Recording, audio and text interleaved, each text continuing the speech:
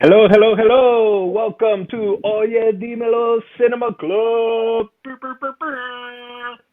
My name is Don Dino Spezzini, and I'll be running tonight's event. With me, we have Steve Dez on the keys, and then we also have Michaela and JP on the drums. All right, guys. So I picked the movie that we ended up watching, and it's Pain and Glory or Dolor y Gloria, and it's a Pedro Almodóvar film. And I hadn't watched this film before, but I'm a big Pedro Almodóvar fan, and I haven't watched his recent films, so I thought this would be a great opportunity to bring it up. Oh, and we are now doing where we have to the person that picks the movie has to bring two movies, and then the rest of the people in the group decide which one to watch. So it was between this movie and the other movie is Who Cares? This is the movie we're reviewing. All right. So to start, I want to hear your guys' first impressions. And I also want to know if you've watched many Pedro Almodóvar films beforehand, or maybe this is your first Pedro Almodóvar film. So yeah, let's take it away with Steve Dez. Steve? Uh, yeah, okay. So, first impressions of this film. Well, let me answer the question first. Can you actually mention movies famous from Almodovar? Because I have no idea. Yes, yes. Mujeres, women on the verge of a nervous breakdown, Volver. Then you have Atame, speak to her, or hable con ella, I think is what it is. Um, yeah, and a few others, but I can tell you, I can also tell you the plots of them, right? There's the bullfighting one, there's the girl in the coma one, which the bullfighting one also has someone in a coma. There's the one where Penelope Cruz uh, gets AIDS and is pregnant at the same time. Escándalo! I feel that was the first movie that Americans kind of got into, or because that was nominated for the Oscars and all that. Anyway, I can go on. My brother studied in Spain, and so he made me watch all the movies. So I'm not entirely sure with the titles, especially like Spanish titles and English titles, and did I watch it in Paraguay or in Alabama, or it's so confusing. But I've seen a bunch of them. So Steve, have you seen any Pedro Almodovar Uh, films? Based on what you just described to me and told me, no, I haven't. So this would be my first time watching an Almodovar film. And my first impression, initial thoughts is what an amazing movie. Uh, for me, this was a masterpiece of a film. Uh, my God, can Antonio Banderas act his freaking butt off even at 98 years old, or that's how he looked in the film. Uh, Uh, like, yeah, man, like it was crazy. I think the moment I really got hooked into the film, because I think in the very beginning I was still kind of like, okay, what is this film gonna be about? Like, okay, there's some yeah. flashbacks and there's this stuff and whatever. But I think the moment I really got sucked into the film was when they started showing the body and kind of describing the pain points and like all these different things and the depression and all that stuff. I was just in. I was just like, whoa, this is crazy. I'm getting a TED talk in the middle of a movie. It's great. And Yeah, the acting was incredible. Even that one dude that was like his dealer slash friend slash co-worker guy. At first I was like, okay, that guy it's okay. But when he was actually doing the acting thing, I was like, oh my god, like so good, so good. So overall, first impression, I was extremely surprised for this movie. I'm actually even more inspired to create more in the future hopefully, films that are Spanish speaking, because I thought this was superb. Like the way it was executed and done, I think this was great. So first impressions, awesome stuff. Awesome. Awesome sauce. All right, Michaela and JP, how about you guys? First time watchers of El Pedro Almodóvar. I can go and rehash some other of his movies of how I remember them, You got but his if IMDb not, page on the go. Like we have at it. No, when Dino said that this was an Alamo picture, I thought it was gonna be either the Red Little Monster from Sesame Street or President Alamo from Mexico. The Mexican Bernie Sanders. I thought it was gonna be one of those two. So good, a great surprise from here.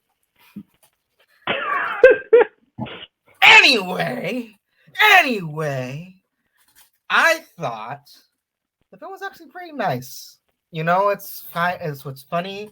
This reminded me so much of Cinema Perdicio, and I yeah, feel like this one, I like as much as I think Cinema Paradiso is a much more superior film. I think this one's a bit more relaxed and a bit more zen. And the scene that Des talked about, it's literally the fucking Learning Channel, which I thought was weird. This film, it's so weird. It's almost like an amalgamation of like three different stories, but there is something that at least intertwines, and there's a thread and there's a connection between the stories.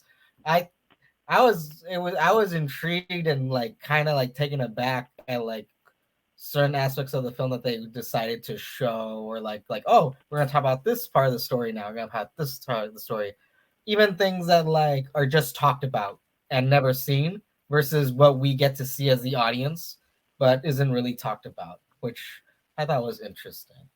But overall, like I really did like this film. However, as a good Christian boy, I am not a fan of any full frontal nudity at all.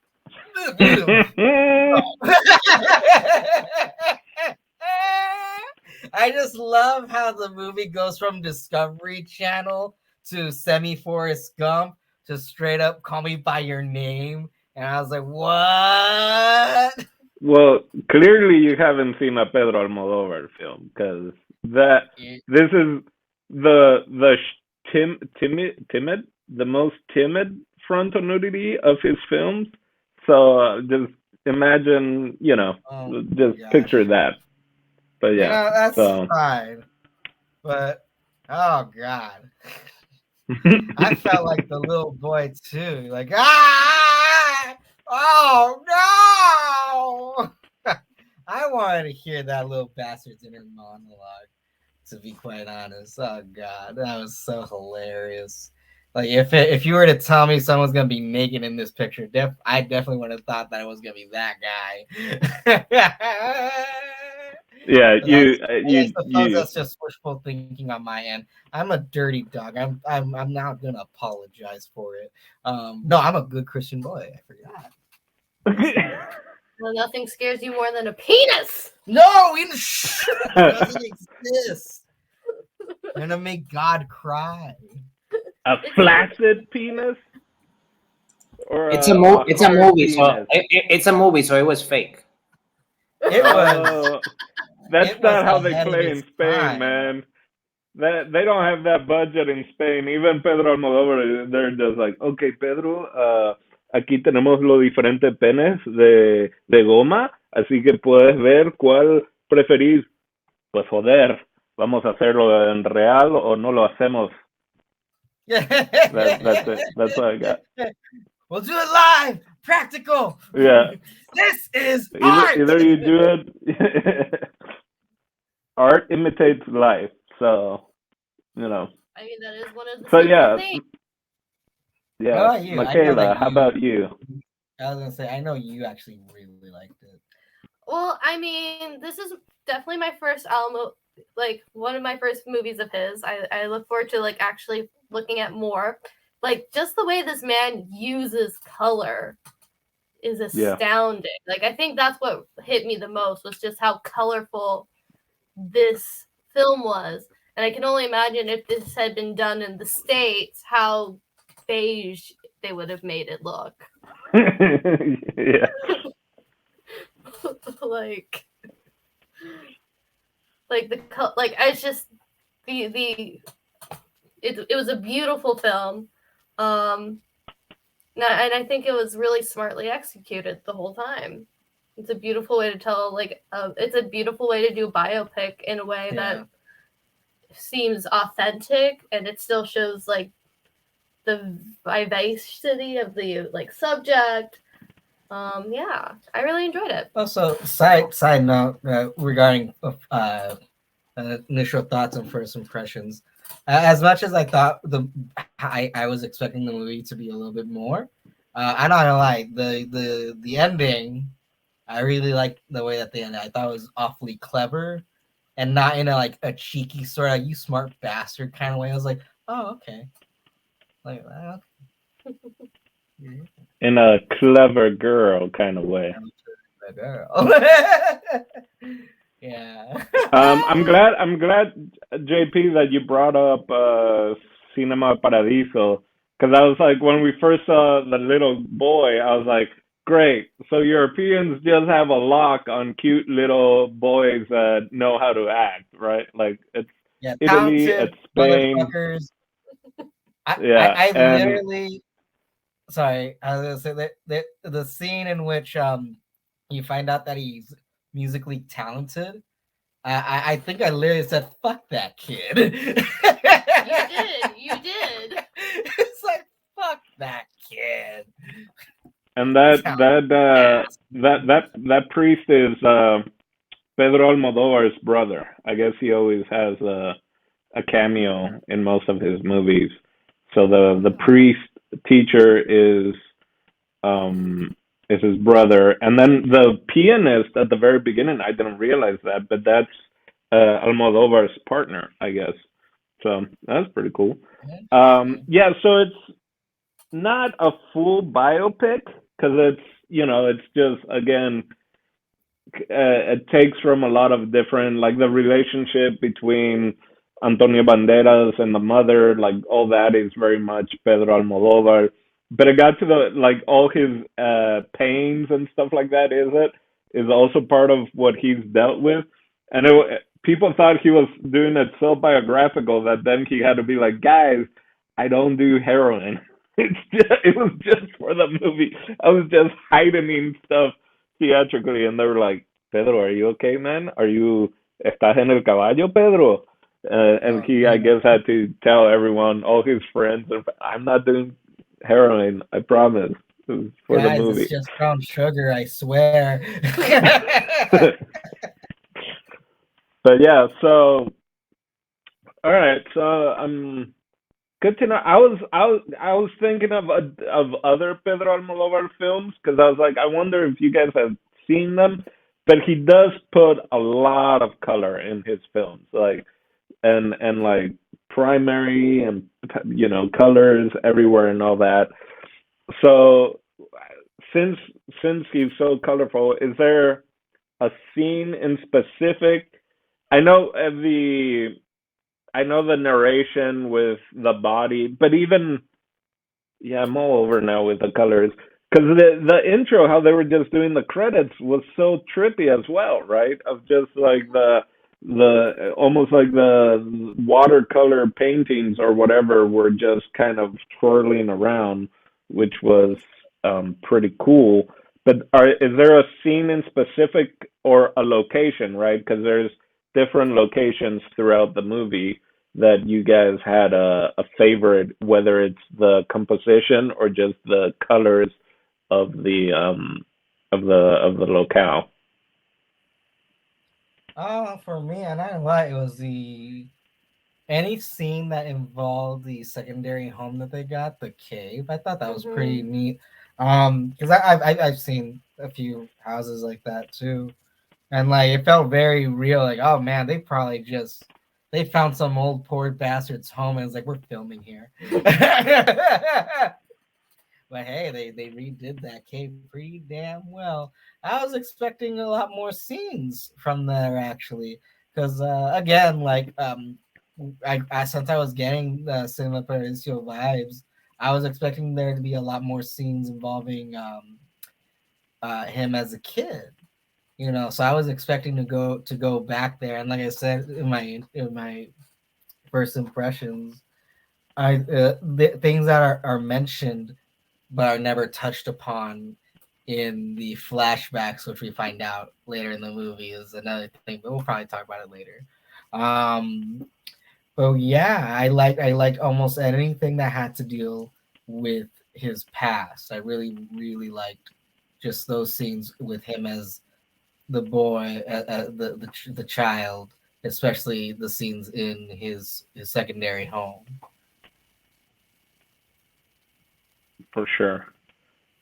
And Michaela, any colorful scenes that popped in your mind? I think that Looking. when it was utilized the best was during the one-man show. You know, like the way that like they. No, I'm serious. No. Yeah, I think it's funny because Such like a visually striking. because you and Des bring it up. That was actually my least favorite part of the movie. Which doesn't surprise me because that shows someone showing true emotion in a non-true True emotion. situation. It's an actor doing a fucking play in a movie. That wasn't true. It's not even supposed to be true. No, but like that's what I'm saying. It's like someone doing their art. You're too busy thinking about the thing in the thing instead of just like saying what it's saying. I just, as beautiful as the red lighting was, I fucking hate black box. I know. That's probably what it is. That's exactly That what it wasn't a is. black box. But look how close the people in the audience were sitting next to each other and not wearing a mask, and it was there's something about it. And even the actor, you know, I fucking hate it when I'm at a theater and the actors try to act with me and I'm in the audience. It's like, no, I'm not doing your job. You do your job. I don't want to fucking get me away from the scene. One man show, motherfuckers. You're just jealous that you've never done one. Oh, fuck that. Damn. I do a one man show in the bathroom 3 times a day. Okay. Well, on that note, Steve, how about you? I'm so sorry. Colors. I sidetracked. No, it's fine. It's fine. It's fine. No, it's fine. No, go ahead. No, and it's just like the way that they dress the characters in general. Like I feel like I almost missed a trick. Like I feel like there's like certain colors that are like associated with certain like emotions and themes and stuff. So it's like something I'd want to watch again to see if I could like glean onto that. And I just think because like all the use of color like is just so super intentional in a way that like feels like it really lends itself to story. And that was the point I was trying to make. Sorry, it was a beautiful scene. I hated it. Exactly, because you're no fun. Well, I feel like Antonio Banderas' wardrobe could just be right out of Pedro Almodóvar's wardrobe. Like they might have just been like, yeah, just wear that, because every like picture, you know how like directors have a look like Spielberg, Scorsese, they all kind of like Lucas, they all kind of have their attire. Well, Almodóvar is just real loud colors, like and like windbreakers or jackets. I mean, it's pretty on point. Like, Antonio Banderas was pretty just on point with how Pedro Almodóvar looked. Steve, colors in a scene. You kind of mentioned it a little bit, but is there a specific moment that pops out? Colors in the scene. I enjoyed the scene that they were moving into a cave. Just because of just I never even in my mind have like picture, oh yeah, people are just moving into caves, you know. Like, so it was fun to see that, and then see the dynamics of like, you know, the Penélope Cruz is all paranoid because like, what would the people think? The kid is all happy and all that stuff.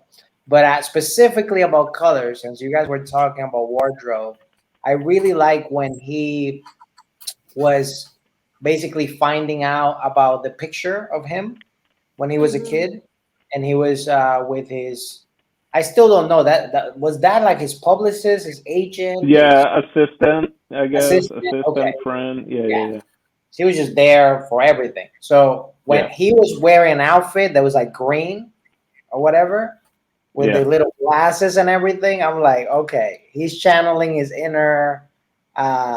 What's the name of that dude that was in Jurassic Park? Goldblum or whatever. Yeah, Jeff Mhm. Goldblum. Yeah, I'm like, he's channeling his inner Goldblum with Robert Downey Jr. here. There you with go. Man, I was getting with Antonio Banderas, like with that beard and that look, I was like, is he the Tom Hanks? Is he the Spanish Tom Hanks of just like acting? Like how he seems like he's aged so gracefully into like his age and getting the roles.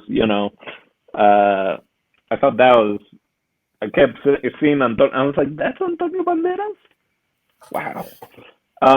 So yeah, color wise, what's interesting with the cave scene that they even mention, it's like a throwaway line. Is like that they were catacombs, which I don't know if they were at some point, but I wouldn't surprise if they weren't at some point. Just like catacombs turned into, apartments. I'm sure if there were catacombs in LA, they would be put up as nice little studio apartment right by downtown LA. No five dead thousand space dollars. whatsoever. If anything, they Yeah, just say call it historic and Historic. charge there you 200 go. extra bucks for that. Oh well, the sense of immaculate. Hmm. Immaculately. Re- refurbished and upcycled. Hmm. Yeah, so that was interesting. All right, so we talked about colors. Oh, I do want to point out again the whole Pedro Almodóvar. It's one of those where he has his. It's the eighth movie he's done with Antonio Banderas, the sixth with Penélope Cruz. I think it's them two and Almodóvar. It's like they've done four now of the three of them together, and then a bunch of other women that were in it have been in his other movies as well. And so in the scenes where Antonio Banderas is with his mom, elderly mom, like they've played mother and son before in one of the movies from the 80s, which that one is Women on the Verge of a Nervous Breakdown. And that might have been one of Antonio Banderas' first films. I mean, he must have been like 18 or whatever. So that's just That is if you watch, interesting. yeah, so kind of like Tarantino has his go-to actors. Pedro Almodovar has his go-to actors. no, And yeah, what's the name of that the dude that always works with Jennifer Lawrence and Bradley Cooper? there is a dude that always works with Jennifer Lawrence and Bradley Cooper. I Is forgot. it? He did the Silver Linings Playbook. Yeah, I'm trying to figure out the name of that guy though. It's not. Who is that guy? I can't think of his name right now. Yeah, but We're really he recycles the same actors as well. Like right, it's right, just right, right. I mean, the other thing I'm going to point out about Pedro, especially his earlier films, are all about women. Like women and like are normally the main characters or the strong, So it's pretty neat watching his older stuff from like the 80s and stuff because it's all, mainly just him, kind of seeing this gay man's perspective on like women, and it's like in Spain, and it's from him growing up when there was a dictator, all that. So it's just really interesting seeing his movies, and especially movies that have strong female characters. With this one is like the first one that hasn't had one, but it's a little more biographical. All right.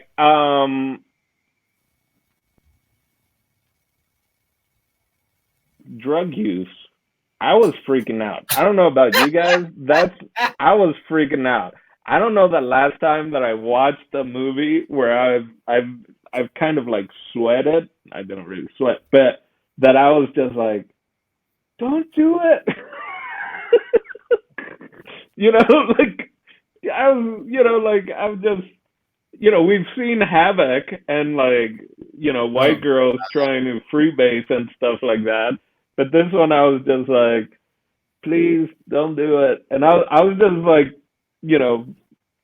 super paranoid every time he was like, oh no, oh no, oh no, one of them's gonna die, one of them's gonna overdose. This is not gonna be good. And then when the old flame, the Manuel character, whatever, comes, it's like he's gonna get him into drugs again. I was just like, I haven't I don't know if that's just how well the acting was, or just the idea of me worrying about these characters of not overdosing on heroin. To be honest with you, that was the least of my worries. Because I was actually applauding him when he was throwing it away and stuff and going okay, I'm not doing this. I was like, yeah, right, let's go. But before that. No, before that. So what scared me, it really scared me, man. Thank God they just flew right past that. But the scene that he was being discovered for his singing abilities, and then the naked scene. Oh no, that he was gonna get molested by the priest. Yo, I thought he was gonna get molested, bro. I really thought they were about to show this kid getting molested, and I am glad they didn't, because I was just like, yeah, this is giving me the molestation vibes coming up soon. What does that say about where we're at? Say that, JP? Say it again. I actually fucking hate the fact that I felt the same way. I was like, this man, because at first I thought, ooh, the mom is probably gonna get spicy with the fixer-upper. But I was like, wait, what if the fixer-upper gets spicy with the kid? No. So yeah, I'm with Steve on that one. Thank God that didn't fucking happen. Instead, it was just this poor little 12-year-old bastard getting heat flashes because, a literal mental orgasm because he's not developed yet, and he faints on the floor like a schoolgirl with a hot substitute teacher or some shit like that. That's just, although you try living in a cave, see if you get overheated at all. Okay, actually, that's a fair argument. That's fair. That is fair. Yeah. I feel like if anything, it'd be cooler. Yeah. In the cave? Well, he was sitting under the sun in the cave. Yeah. That's true. That's true. He was in the sun. But man, I was this is gonna sound stupid. This is me not knowing shit about drugs. I had no idea what the fuck they were smoking the entire time. I was like, I told the kid, my roommate was also watching the movie with us. I was like, what the fuck is he smoking? He's like, that's heroin, JP. He was like, it's brown? I was like, what the fuck are they? Because they're not snorting it. They're just burning it. Did you not get the different slang, Spanish slang, caballo, which is this horse? No, that didn't even register with me either. They kept on calling it that. I was like, cowboys. Cowboys. Are they fucking cowboys? And then they would also say China or Chino for it. For nothing. So you could have been peer pressured because you didn't know what it was. I didn't know Jack. So nothing. But yeah, no, there was a moment where I was afraid that one of them was gonna OD. It's crazy because there was a lot of moments in this film where it's like, oh shit, they're gonna do this. Oh shit, they're gonna do that, and they never do. It just doesn't happen. It doesn't happen. So I have a question with that, or also I kept thinking that. I kept thinking oh, this is gonna be like Cinema Paradiso, where it's now we're just gonna focus on the little kid. And then we'll see the little kid in different stages and maybe go back. But no, and then it was like, oh, they're going to mend their relationship and they're going to go to this Q&A and it's going to be them kind of it was like, oh no, that's got, it just kept, everything it kept, setting up. They kept pushing it to the side or going through. Now, my thought for that, and maybe you guys have a different one. My thought for that was it's his way of just how memories happen or how you remember things, right? And I'm thinking like, well, if Pedro Almodóvar has had all these MRIs and just all these things, is that just, or when you're about to go to sleep and you just start thinking about one thing and then you think about the other? So is that just that kind of, that he's telling his story, he's showing his film just like how the mind kind of works? Where it's just like, it's all somewhat connected, but one thing, inspires another one. Even the tin, right? Like when his friend was gonna move in because the friend was got a divorce, and so ended up moving into his mom's room, and he picks up the tin, and it had such fun little, at least for me, like the edits were so smooth of the camera movement, and then it's like, oh, it's in the same location but different characters. Like now the mom is alive, and I don't know what you guys thought about that kind of like transition between scenes, and also just the storytelling aspect of it, of kind of loose scenes, flash forward, flashback, etc. No, like I think it was beautifully done. Like I said, I like when I was watching it, it kind of felt more like how like a memoir tends to be laid out when you're like reading one, because it's not always written in like this is like we start at childhood. Like it's a lot of being like, this is a theme that I've noticed a lot in my life, and here are some anecdotes which lead to me feeling about some sort of way about this, and here's some more anecdotes that support that. Like that's how it felt like to me. Like it felt more like someone actually figured out how to make like a memoir work as a movie. Yeah. Like I can only imagine how hard that would have been to write. Like it was very smart writing. Oh, I mean, it was weird because like again, like guys kind of said it already, where things that they chose to show and what not to see like took me off guard, but it wasn't bad. It wasn't like a bad thing. Like I wasn't upset. I was like, wait, why are we not going back to that story? It's like, why aren't you showing us this story? It's like, no, they just decided not to show it. I'm not gonna lie though. I like the way that they do it in this movie. I don't think a lot of other films do it like that. Well, they do, but am I getting my? Am I making sense at all? It doesn't feel as organic. Maybe that it doesn't feel like as organic, or like because there still is a follow through. Like the scenes still do connect, but I'm just surprised that there's certain things that they choose to talk about but not to show, versus scenes that we do see but we don't talk about. So it's weird. It almost feels somewhat disjointed, but it's not dizzying in any way. That's just my take on that. I'm not even gonna like I just said right now. What about with you, Steve? Did you the noticing of transitions between scenes or same location but different time period? To be fully and completely honest with you, I didn't notice it that much. Not as much as I noticed that Penélope Cruz ages very horribly. Oh my God. Nice. Well, there's a reason. I was actually thinking for a second, it's like, man, she hasn't aged at all, and Antonio Banderas looks like shit. That's what I was thinking. Just like I think they're around the. I was like, they could date. Well, I don't think Javier Bardem would be happy about that. Oh no! I'm talking about older Penélope Cruz and. Oh, got it. Yeah. They probably could. All right, so let's go. I want to go back to the drug use, I guess, just real quick, because Steve mentioned something that I thought interesting of maybe the psyche of just like him being able to cut it off, and just like it's almost like what do you guys think that was? Was it just like he all of a sudden got inspired again?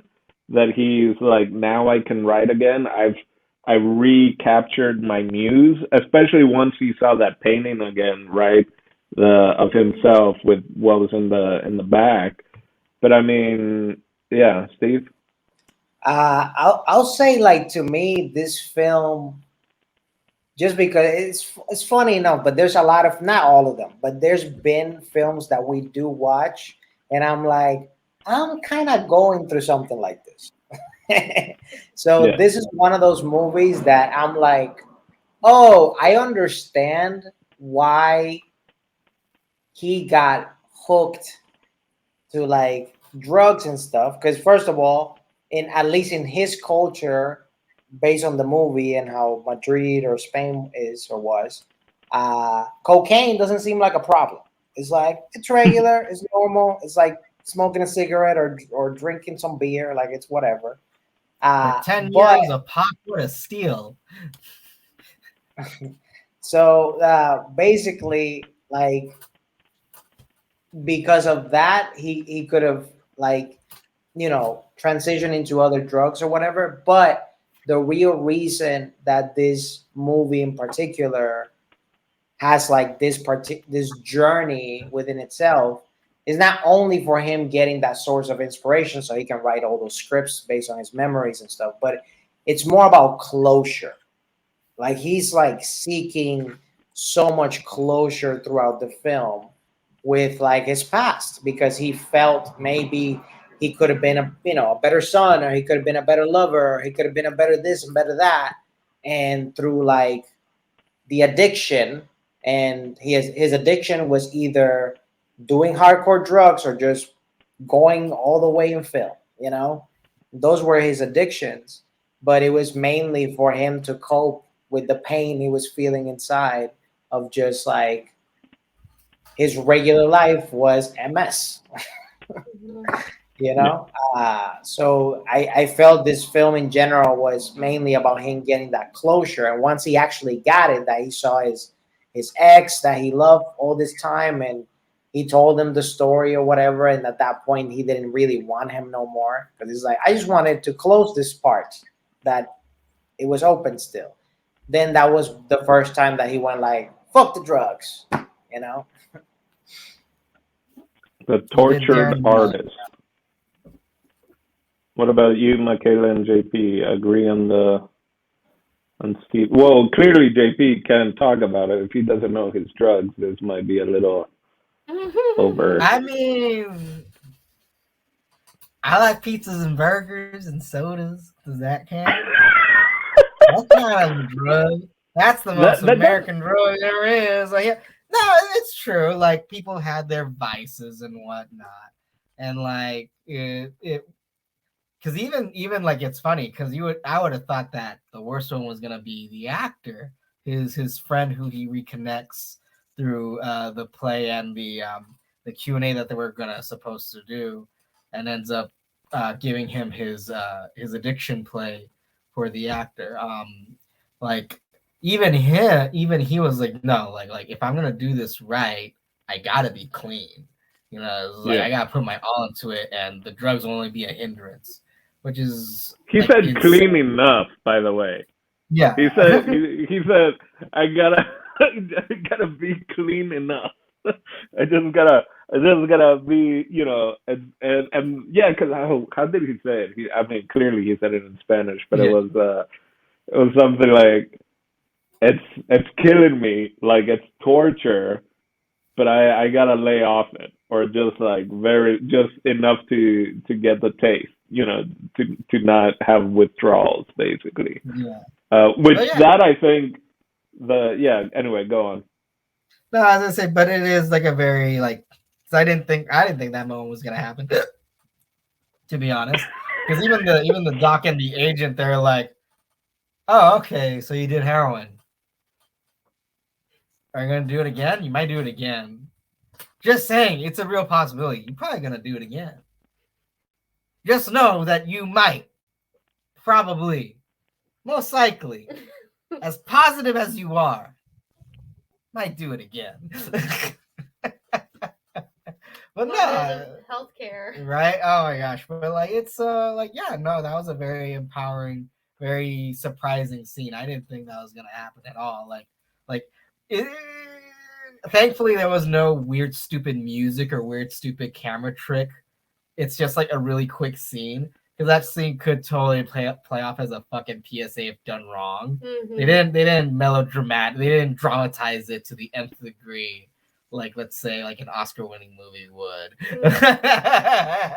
So I think that was good. Like, it's just no, like, it's an artist, like, admitting to himself, like, no, I have to be better. If not for me, then for my art and whatnot. Oh, and here I thought like this was like a whole film about like fear and like dealing with it, because like the whole thing is like he hasn't done anything really for 30 years because of like all of the physical pain he was in. Yeah. And so he kind of just shut himself away, and like he eventually gets to the point where he gives himself more of an excuse as to like be worse. Mm-hmm. To like he uses his pain as a reason to start heroin. Like that's why he does it. Yeah.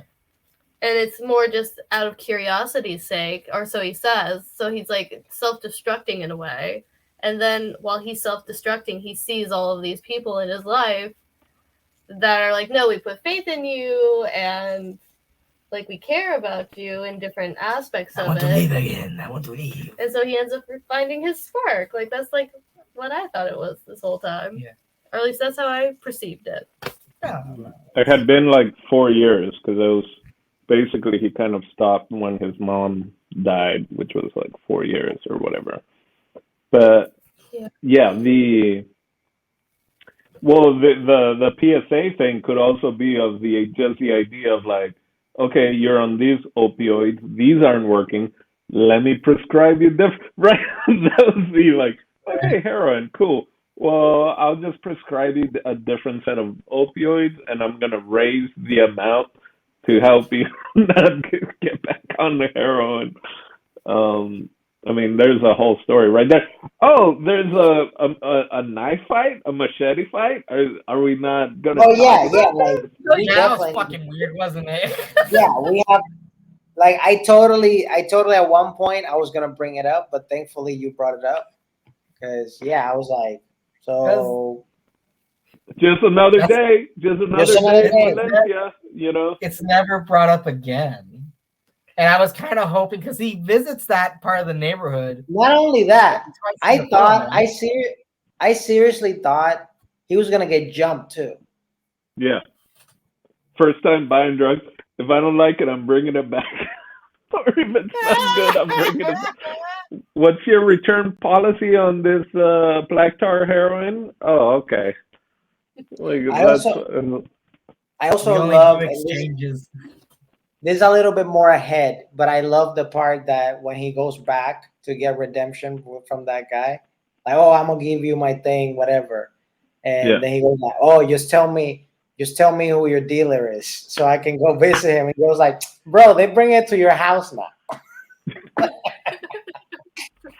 But also just the fact that even the actor at that point was like, you motherfucker, like. You like the whole thing of him giving it came off as like, I'm giving you the script so that you can hook me up with your dealer, because I don't want to go out in the streets anymore. Like that was it. It wasn't, then there was more, because he gave him some notes and stuff like that. But at first it definitely was like, okay, you don't really want me to do your monologue, but you need me to give you my dealer's number. You're giving addiction to serve your addiction, and that was kind of cheeky. But it was funny. It was funny. I did like that scene. I just thought like, oh, that's a bit on the nose, but it was a fun scene. There were it's like the knife fight. There are all these moments, and I'm trying to think now. I haven't seen a Almodóvar movie in quite a while. The last one I saw was the last one I saw at the movie theaters was with my dad. And if you were uncomfortable with the penis, JP, let me tell you what it's like being in a movie theater and it's the tale of somebody, Thumbelina, but of the, like, instead of a girl, it's a man that's been shrunk down, and he starts this uh um this relationship with a woman, a regular sized woman, and then they have sex. And so it's this tiny guy like walking on boobs, and then goes down, and you just see a giant screen, and it's just pubes, and then he starts poking through it, and then he walks into the clitoris, and well, not the walking into, but walks into a vagina, and I'm there sitting with my dad, just like, I don't know if I was like 17 No, or something, and we're like at the movie theater. I was like, don't look over it. Don't. that So, sounds awfully um, traumatizing. yeah, a But little I bit. would also, I mean, I still remember it. The movie is great. Watch it. Watch it. I was gonna say, but also, when are we gonna watch this one? There you go. It might be the next one. So yeah, all right. So I think we can go, unless anyone wants to bring anything else up. We can start in final thoughts, last rites, and yeah, anyone can go. Oh, I and I kind want of you in do. your final thoughts. A, would you recommend it to someone? And B, is this gonna make you want to see another Almodovar movie? Well, before I do that, I kind of want to talk about like the ending because I feel like I'm the only one. Like, was anyone else kind of like, whoa, whoa, like I was literally blown away. I was like, it's his movie. Like we were I'm glad you brought watching that up, his JP. Yeah, movie. yeah. Like, Yeah. What do you want to talk about it specifically? Because I'm glad you brought that up. Because I also have some thoughts on it. But yeah, JP, what else? How does that change the movie then? And how does that it change all the scenes with Penelope Cruz and the kid, even from the beginning of them singing in the river? I feel it changes so much because like during the whole film, I was kind of surprised that we didn't get to see any of this guy's works in the cinema. Like we not nothing at all. And so I guess that's another reason why I was kind of like upset with the one man show bit because like isn't this supposed to be about like a movie director? And we've seen almost everything about his life except the things he's most passionate about and the thing that he's trying to like at the end of the movie like is his new goal. It's like I have to get back into my passion and my art. But I was so like, wait, we were watching it the entire time. Like the bits of him, like his past, like in my mind, those aren't flashbacks. Like that's literally the film that by Yeah. the end of this movie is that he is what he made. So I was like, it was always there. I was so taken aback by that. Like, holy shit! Like, and Inception. it was such a happy ending too. It was like he did it. He made this movie. He made this fucking movie. He made the story. And like now I kind of want to watch that movie. I'll just have to fast forward and put on the blinders when he gets the heat stroke.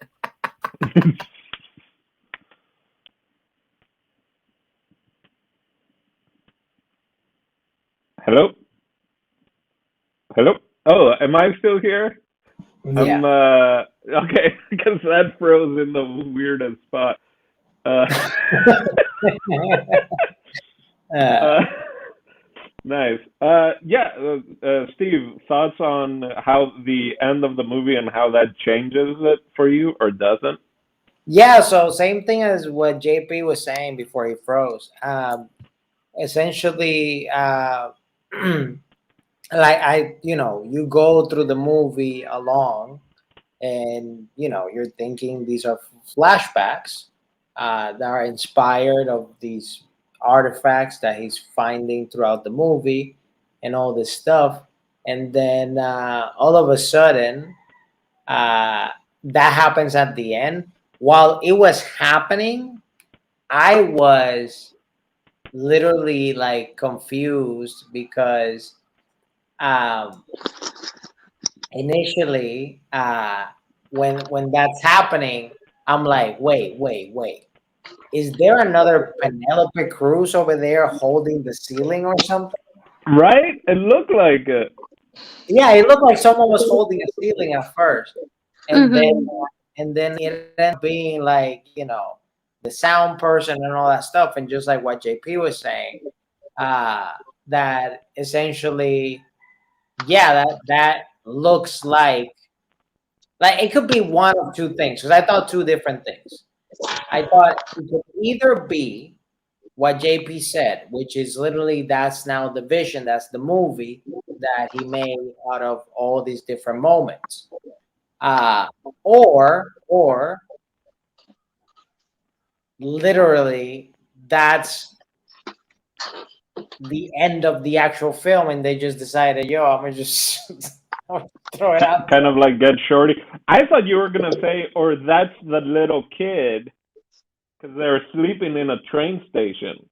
So when you started saying that, I almost thought, oh, maybe it's the little kid because he's huge into movies, and it's him dreaming that, oh, this is my movie. This I'm like I can get through this because this is just a movie type of thing, right? Because even in the writings and when he talks about how he would pray for Marilyn Monroe or try to like save her and save someone else or whatever and kept failing, like all that I thought was super interesting. As a little kid that you kind of admire all these women, specifically for him. So I thought that was interesting.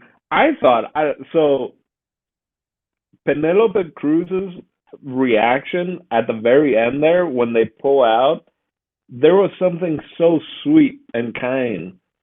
Maybe it just because even the credit that she has, like it's actor, and then with like special, you know, not even like special appearance by Penelope Cruz or whatever. It had like I forget the actual writing for it, but it just felt so genuine and like friend like her being like, "Hey, I'm doing this for you," like type of thing. Yeah, like her looking kind of like breaking the fourth wall at that moment, and then like let me check in on the boy who's an actor. Like there was something so sweet for me in that final shot right there of not just the pulling back the curtains, if you will, of showing like, yeah, this is a movie set. Like with all the pain and everything that I have, I can also achieve great things, right?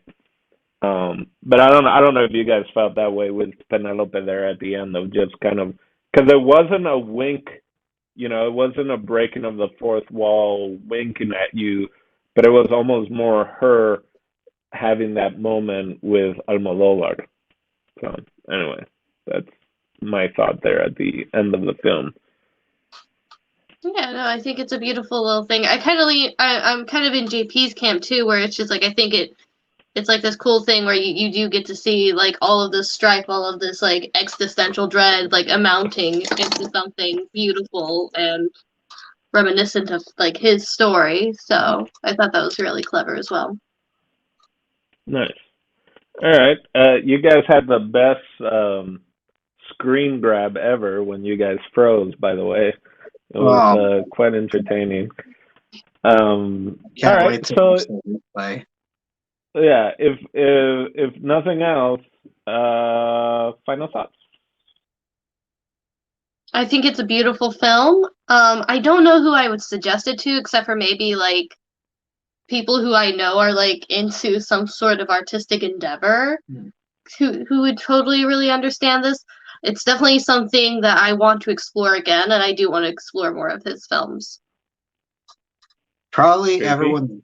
everyone's grandmother just for the frontal nudity. Like, Wow. I want to see their reactions on that. That's what I want to see. It was more of a side nudity, by the way. I don't know how Not much a side. frontal it was. If you see, because there's a first introduction to it, we literally see a little bit of balls and a bit of a shaft, but then we see the whole fucking thing. So it was full frontal. It definitely was. I wouldn't have said nothing if I just saw the bit of the sack at the end and a little bit ahead. But no, as soon as that boy comes into the room, his sexual awakening happened, and we were there for it. We saw it all just like him. Like that's what happened. But other than that, Did you faint as well? Did you have your own sexual awakening at that moment, JT? Gachina, Gachina. Heard how loud he screamed. Ay, Dios mío! Ah! That was the vibe. That was the vibe. He was supposed to be a priest. Now, from now on, I feel like I'm gonna pick every movie that has frontal male nudity just for JP. Next up, Wild Things. Oh my god. Lord, but yeah, no. All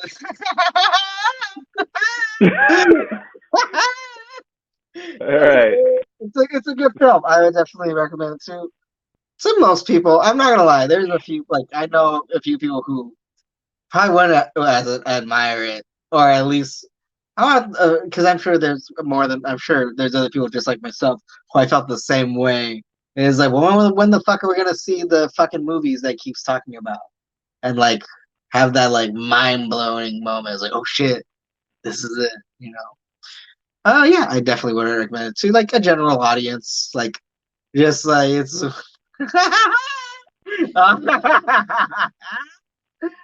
Like it's a fun story. It's a very at times very wholesome story. It's just like, and like I said in the beginning, like three different stories in one, and it was played very well. I liked it, and I would recommend it to most people. But yeah, and also the one with the little man like just being inside of a big woman. As much as that sounds like the setup to like a very terrible Gilbert Gottfried joke, that's the Alamo movie I definitely would watch next. All right. I'll let you know which one it is. All right, Steve. Final thoughts. Final thoughts. This movie was great. This movie was good. It's one of those movies that, for a person that's very passionate about storytelling and filmmaking and movies that are not in English, is extremely inspiring. Because I really enjoyed it, man. I enjoyed this movie more than a lot of American films I've watched or we've watched here.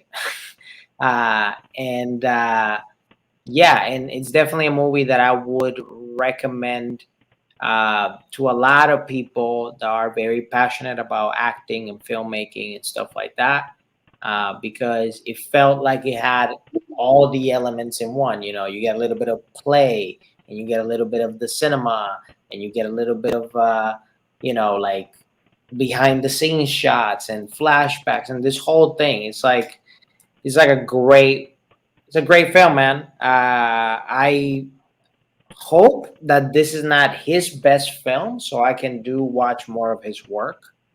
And great pick, Dino. That's my final thought. Interesting. When you say, I hope it's not his best film, I'm like, for me, it isn't. But at the same time, now I want to go and rewatch more of his films that I didn't see, or even the ones I did, because I'm trying to figure out and try to pinpoint. This is my final thought of try to tie in together what parts of this film are they connected to some of the other films that he's done, right? So, because it's not, biographical and all that, but there are moments that are definitely taken from his actual life. So I'm trying to figure out, like, ooh, was there a moment in his career where he stopped for like 5 years or 6 years, or when his mom died, right? And what was his first project back?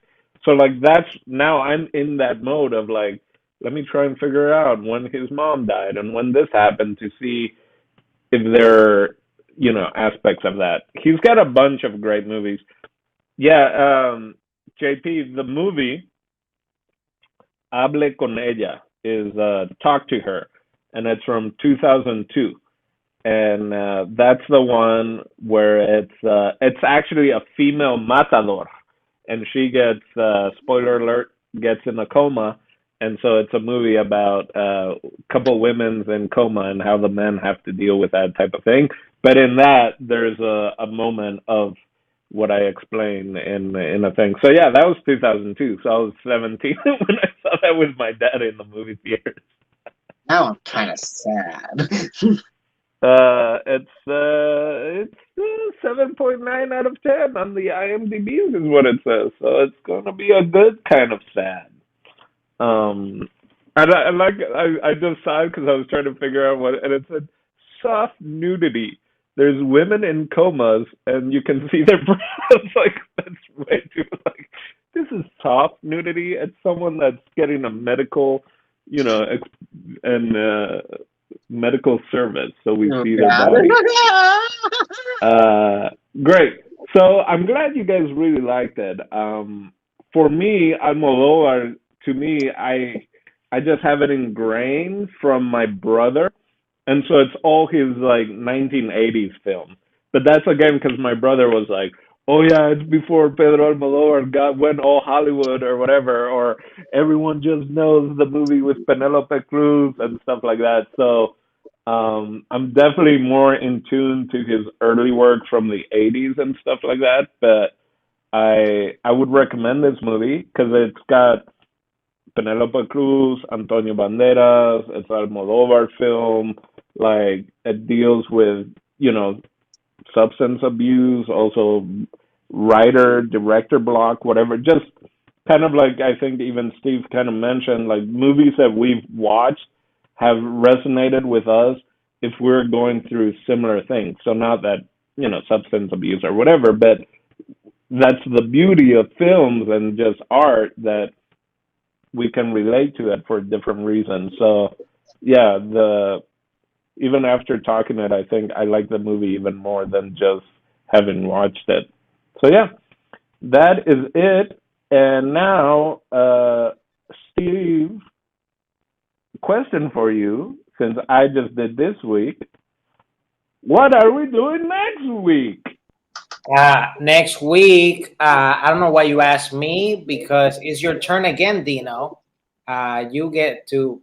No, I'm kidding. JP, it's your turn. I was gonna say like easy. Oh my let gosh. me put two Pedro Almodóvar films side by side, and you guys can pick. Oh my god! I would have just picked the big lady in the coma movie. You didn't have to even like. Look, well, next week we're going back in time. Oh shit! I didn't see that. I broke your thing. They break it? Oh shit! Uh-oh. So whose turn is it? Is that wait what? It's Is that JP. JP's turn? I didn't break it, right? Yes, it's JP's turn. I'm sure that it's not lost. It's just on the floor. Okay. It's just on the floor. It's not lost. My bad. Doesn't matter what my next pick is because I'm going to the doghouse. Bye. I'm just kidding. So next week we're gonna go back. We're gonna go back in time.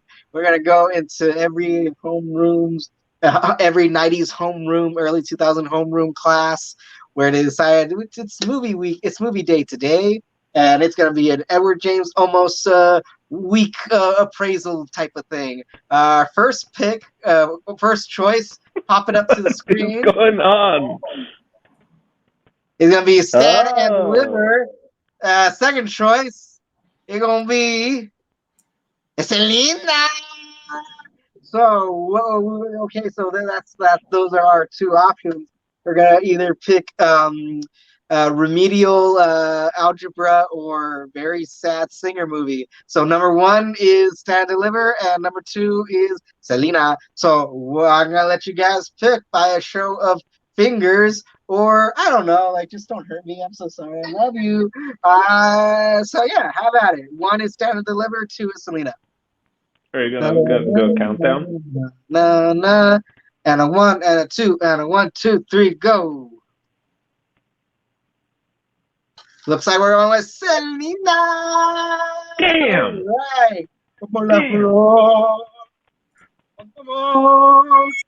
Oh boy. So can we at least get our Sancho back for this one? Can you let him know that we're doing a Selena movie review so that he can bring a side perspective on it?